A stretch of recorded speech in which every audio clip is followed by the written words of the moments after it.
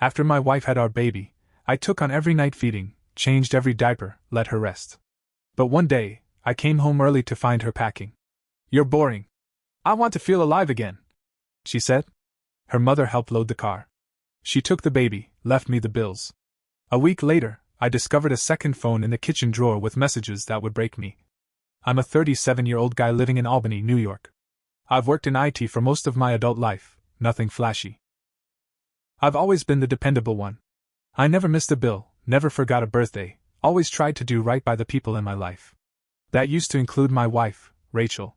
We met in 2015 at a summer softball league. I was just filling in for a buddy one evening and she was there, laughing way too hard at her own jokes and calling every umpire blind. I remember thinking she was intense but fun. She was loud, had this way of taking over a room. I was the quieter one, always have been. Somehow it worked. Opposites, I guess. We got married in 2018. A small wedding in her aunt's backyard. We didn't have a lot of money back then, and we were both okay with that.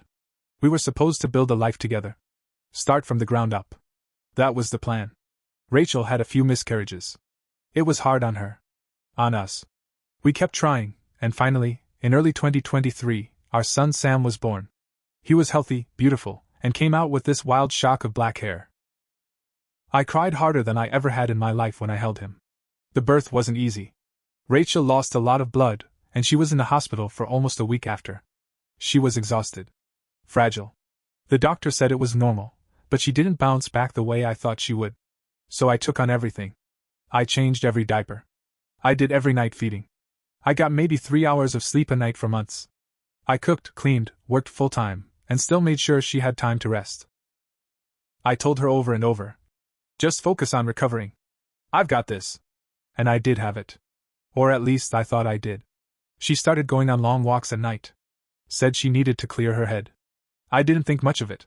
The baby blues may be worse. Postpartum does a number on a person. I kept telling myself she'd come back around. She bought new clothes. She dyed her hair lighter, started wearing makeup again, even though she barely left the house. I said she looked nice. She said nothing back. Then came the day that ripped everything apart. It was a Tuesday in May. I remember that because we had a system rollout at work that finished early, and my boss let us go home around noon. I stopped by her favorite deli, grabbed her a turkey club and a ginger ale. Thought maybe we'd sit in the backyard and just eat together like we used to. I pulled into our driveway and saw her mom's SUV already parked. That was strange. No one told me they were coming by. When I walked into the house, it was dead quiet. No baby crying. No TV. Just shuffling from upstairs. I walked up and saw our bedroom wide open. There were suitcases everywhere. Rachel was packing Sam's clothes. Her mother was folding blankets and zipping up a diaper bag. For a second, I thought maybe they were visiting her sister in Binghamton. "What's going on?" I asked. Rachel didn't flinch.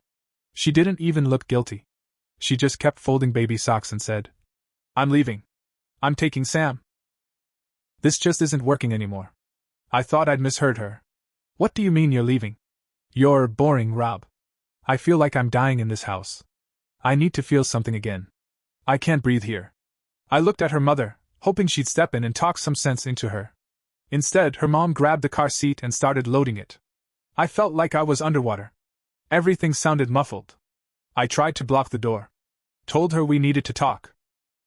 She just said, "It's already decided," and pushed past me. They left me standing in the living room with an empty crib and unpaid bills stacked on the kitchen counter. The next few days were a blur. I didn't eat. Barely slept. I called and texted Rachel nonstop. She wouldn't answer. The only time she replied was a single line. "Please stop. This is what I need." I went to a family lawyer. He said we'd have to file for custody, and since she had physical possession of Sam, the court might favor her until we could prove otherwise. I asked what otherwise meant. He said, "Unless she's unfit, it's going to be an uphill battle." Then I found the phone. It was about a week later. I was trying to make room for groceries in the junk drawer when I saw it, a cheap, beat-up Android phone, screen cracked. I almost tossed it into the electronics bin, but I got curious. I plugged it in. Took a while to boot up, but once it did, I saw a lock screen with message previews. They were from someone saved as My heart started racing. I guessed her passcode, her birthday. It worked. I opened the messages. I can't believe you're still with him. He's like a pet, always cleaning up your messes. You're almost free. We'll be together soon. There were pictures. Her in hotel beds. Her in front of a mirror wearing lingerie I'd never seen before. And then the one that broke me. He thinks the baby's his. No. I kept scrolling. More messages. More filth. More lies. They'd been sleeping together for over a year. This guy, M, had been in the picture while Rachel was pregnant. While I was working overtime to pay for the birth. While I was holding her hand through labor. And now, there was a real chance Sam wasn't even mine. I sat on the kitchen floor with that phone in my hand, shaking. I felt like the world had collapsed under me. That night I didn't cry. I didn't scream. I got quiet. Focused. I called another lawyer. A guy I went to college with who specialized in high-conflict divorces. He was expensive. He didn't ask many questions. Just said, "Get me everything." And I did. Screenshots. Photos. Dates. I gave him the entire phone. We hired a private investigator to track Rachel. Find out where she was living, what she was doing, and, most important, if this guy was around my son. The PI got back to us in 2 days. Rachel had moved in with His name was Marcus Dillard. Worked part-time at a motorcycle repair shop. 2 DUIs, 1 arrest for assault 5 years ago. No steady job. No medical insurance. And he was holding my son in public, feeding him from a bottle like he was the damn father. That's when I knew I had to destroy them both. Not with fists. Not with yelling. With the law. With strategy. With everything I had left.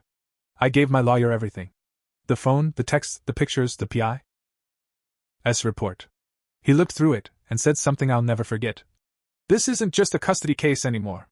This is a full-blown scorched earth divorce. We filed right away, divorce, emergency custody petition, paternity test request." My lawyer moved fast. He knew we had to strike before they caught on. A week later, Rachel was served at her new address. According to the investigator, Marcus opened the door and cussed out the process server. Rachel didn't even come outside. She let him do the yelling. 2 days after that, she finally called me. "Really, Rob? Dragging us into court? Is that what this is now?" I kept my voice calm. "We're going to figure out who Sam's father is. I'm not paying to raise another man's child. And I'm not letting you take him around a guy with a criminal record." She went quiet for a second. Then she laughed. "You're pathetic," she said. "You think this makes you strong? You're just bitter because I left you." She hung up. But I wasn't bitter. I was focused. A week before our first court date, Rachel's mom called me. "I didn't expect that. You need to stop this," she said. I asked, "Why are you protecting a man who cheated on your daughter with your daughter?" There was silence on the line. "Wait," I said. "You didn't know?" She hung up too. Turns out Rachel had lied to her family too. Told them we'd agreed to separate, that I was emotionally abusive and controlling. Her mom probably thought I deserved it. That I pushed Rachel away. But now the truth was bleeding out. Word started to spread. Mutual friends stopped replying to her Instagram stories. Her sister messaged me privately, apologized, said she'd been fooled too. She offered to testify about Rachel's drinking and how she'd been leaving the baby with Marcus while she went out. Then came the paternity results. The envelope felt like it weighed 10 pounds. I opened it in my car, parked outside my office. My hands were shaking. Probability of paternity, 0%. Sam wasn't mine. I put my head back against the seat and stared at the roof. I didn't cry. I didn't scream. I just felt empty. Like someone had reached inside me and taken a piece I could never get back. He wasn't mine. But I still loved him. I still remembered how his tiny fingers curled around mine. I still remembered rocking him to sleep at 2 a.m. with tears in my eyes because I was so damn tired but still grateful. But now, legally, I had no claim. And that's when my lawyer showed his teeth. He explained that since Rachel committed paternity fraud, I could sue her in civil court. I could go after her for damages, expenses, and emotional distress. Everything I paid for during her pregnancy. Everything I paid for after Sam was born. We started calculating. The hospital bills. The formula. The diapers. The wipes. The time I missed at work. Every gift I bought. Every cent I spent believing I was a father. It added up to almost $38,000. We filed. Rachel freaked out. She tried calling again. This time she was crying. "Please don't do this," she said. You said you loved him. He still needs you. I didn't say anything. Then she changed tactics. He's just a baby. He didn't choose this. If you walk away, you'll regret it. That hit me hard. But not hard enough. I didn't walk away, I said. You did. Then I blocked her. But it didn't end there. 3 weeks later, I got a call from CPS. Rachel had filed a complaint. Said I was unstable, had violent tendencies, and shouldn't be allowed near children. The caseworker came to my house, looked around, asked a few questions. After 10 minutes, she said, "This feels retaliatory. We see this a lot in messy breakups." That complaint went nowhere. But it proved one thing: Rachel was panicking. She was trying to destroy my name, my reputation, everything, just to get out from under the court case. That's when I decided to take it one step further.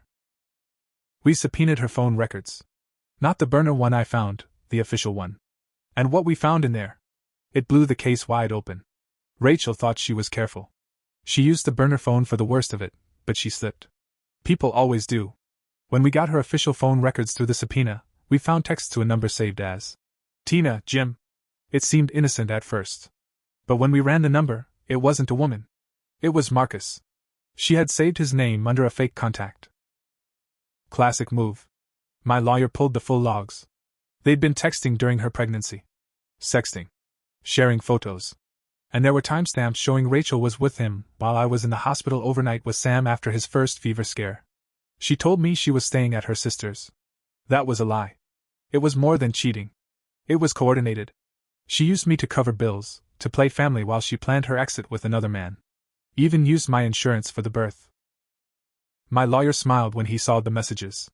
You have a textbook case of fraud, misrepresentation, and parental alienation.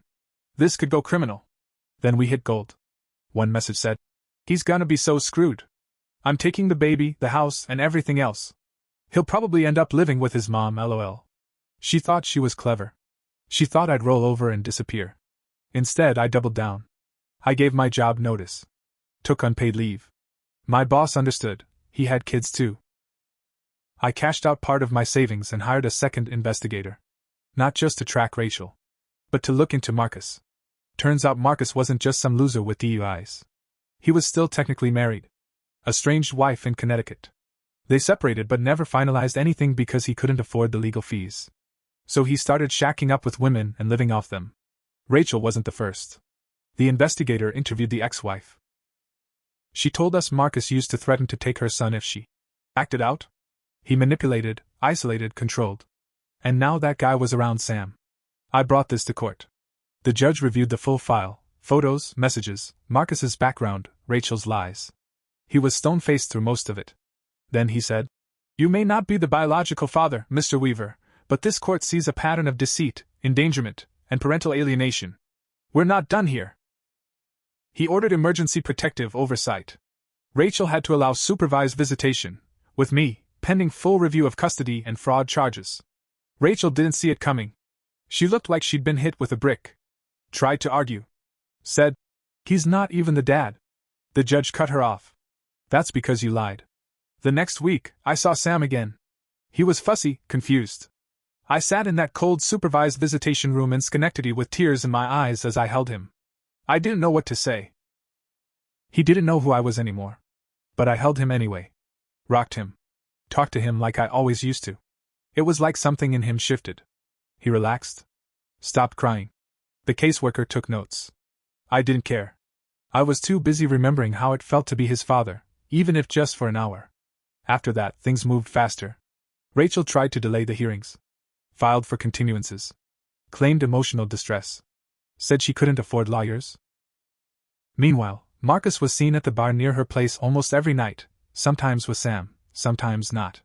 The final straw came when Marcus got into a bar fight and was arrested again. This time, he was drunk, and Sam was in his car. That's when Child Protective Services stepped in hard. Rachel lost temporary custody. Sam was placed with a foster family while the court decided next steps. I asked if I could take him, but without being the legal father, I had no rights. Yet. But the judge gave me something. He ordered a full-scale review of Rachel's actions. Financial damages, civil fraud, and permanent custody. It wasn't just a divorce anymore. It was a war. 3 months passed after Marcus got arrested with Sam in the car. Rachel tried everything to make it go away. She cried in court. Claimed she didn't know he was drinking. Said she trusted him. But the damage was done. CPS wasn't playing around. Neither was the judge. The court ordered Rachel to undergo a psychological evaluation. Mandatory parenting classes. She lost unsupervised visitation. Her lawyer quit 2 weeks before the final custody hearing.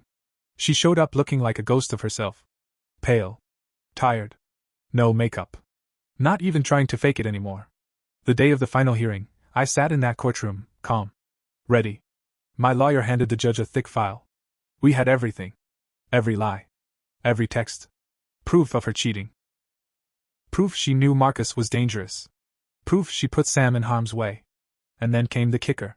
Rachel never paid back the $38,000. She ignored every notice. Missed every deadline. My lawyer filed for wage garnishment. Her accounts were frozen. Her car got repossessed 2 weeks earlier. She had no idea. When the judge told her, she gasped. You can't do that. I need money to raise my son. The judge leaned forward and said, You had your chance. Then he dropped the bomb. Mr. Weaver, this court recognizes the emotional and financial investment you made under false pretenses. Though not the biological father, you acted as one in every way. Therefore, I'm granting you full legal guardianship of Samuel. The room went silent. I didn't understand at first. Does that mean? Yes, the judge said. He's yours now. Permanently. Rachel lost it. She screamed. Sobbed. Yelled that I was stealing her baby. The bailiff had to stand near her in case she got violent. I just sat there, frozen. Then I looked at Sam, sitting quietly in the caseworker's lap. He looked right at me. And smiled. After court, I took Sam home. Home looked different. I had painted his room. Bought him new toys. Changed the old baby furniture. It was ours now. Just me and him. I filed to change his last name to mine. It was approved a month later. Rachel tried appealing. Denied. Then she tried to get Marcus to fight it. But he had bigger problems. DWI, endangerment, probation violation. He ended up in county jail for 4 months. When he got out, he ghosted her. Rachel lost her apartment not long after. No job. No car. Her mom kicked her out after finding out the truth about the phone, the lies, the cheating. She was couchsurfing, last I heard. Tried starting a GoFundMe, saying she was a victim of the court system. Didn't raise more than $120. She sent me an email a few weeks later. It was long. Apologetic. Said she was in therapy. Said she missed her family. I never replied. I printed the email, showed it to my lawyer, and we added it to the file. Then I blocked her for good. Sam's too young to know any of this right now. But one day, I'll tell him the truth. Not all at once. Piece by piece. Enough so he understands he was always loved. Even if the people who brought him into this world didn't act like it. As for me? I don't feel proud. I don't feel like I won. I feel tired. But I sleep better now. Not because I got revenge, though I did. I sleep better because I did the right thing. When no one else would. Sam calls me Dad now. That's all I ever wanted. And she? She gave it all away for a man who left her broke, alone, and erased. That's not just karma. That's justice.